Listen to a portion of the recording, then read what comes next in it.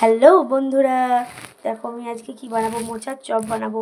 কাল রাতে মোচাগুলো কেটে নুন হলুদে ভিজিয়ে রেখেছিলাম, আর একটু আলুও কেটে রেখেছিলাম, আর আজকে ওগুলো একসাথে সেদ্ধ করে রেখে দিয়েছি। এরপর মশলাগুলো দেব। এরপর বেসন দিলাম পরিমাণ মতো।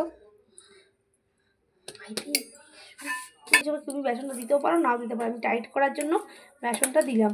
এই আলুগুলো চটকাই, এর সাথে চটকে চটকে পুরো একসাথে মিশিয়ে নেব সব, হালকা বেসন আর আলু আর মোচাতে। এর বেসনটা আপনারা না দিতেও পারেন।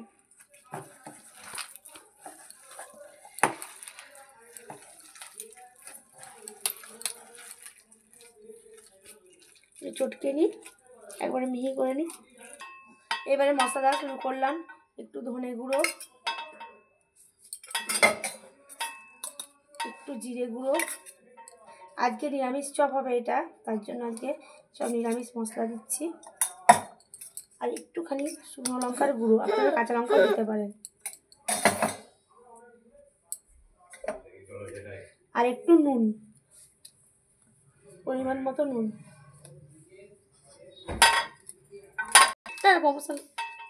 একটু গরম মশলা দিয়ে দিলাম।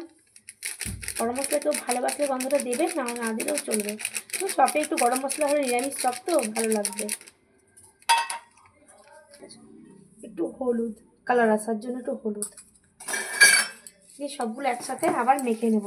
পুরো এবারে মিহি করে মেখে নেব, যাতে চপটা মুলায়েম হয়।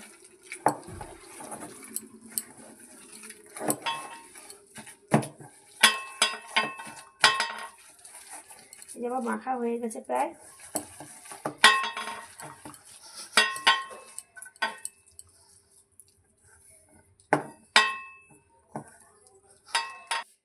ব্যাটার তৈরি করার জন্য একটু বেসন নিয়ে নেবো। আবার ব্যাটারটা মোটামুটি মানে চাপ চাপ ব্যাটার হয়, ওই জন্য বেশি বেশি করে একটু নিলাম।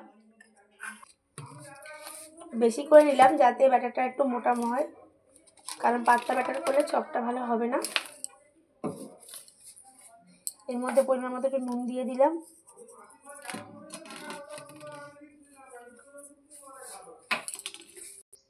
একটু খাবার সোডা দিলাম। এবার জল দিয়ে এই ব্যাটারটা তৈরি করে ফেলবো।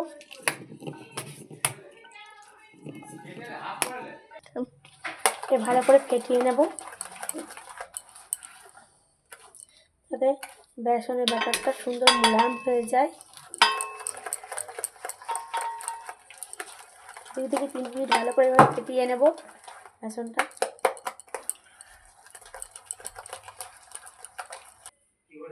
গ্যাস জ্বালিয়ে কড়াইটা বসিয়ে নিলাম। একটু তাতুক কড়াইটা। এবারে কড়াইতে তেল দিয়ে দেবো।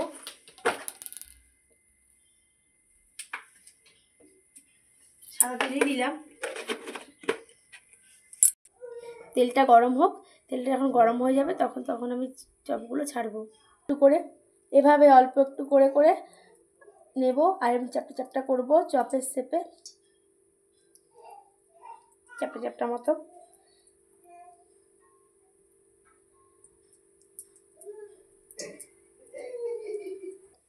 তেলটা গরম হয়ে গেছে। এবার এই চপের যে মন্ডটা আমি বানিয়েছি চ্যাপটা চ্যাপটা করে, সেটি বেসনের ব্যাটারে চুবিয়ে আস্তে করে হাতে, নাহলে ভেঙে যাওয়ার ভয় আছে। এরপর তেলে আমি ছেড়ে দেবো।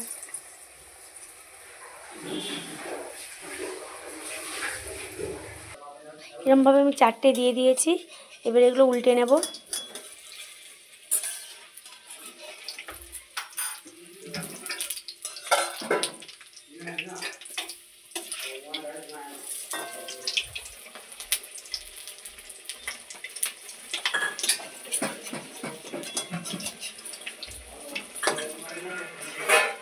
এপিট উপিট লাল লাল করে ভেজে নিয়ে তুলে নেব।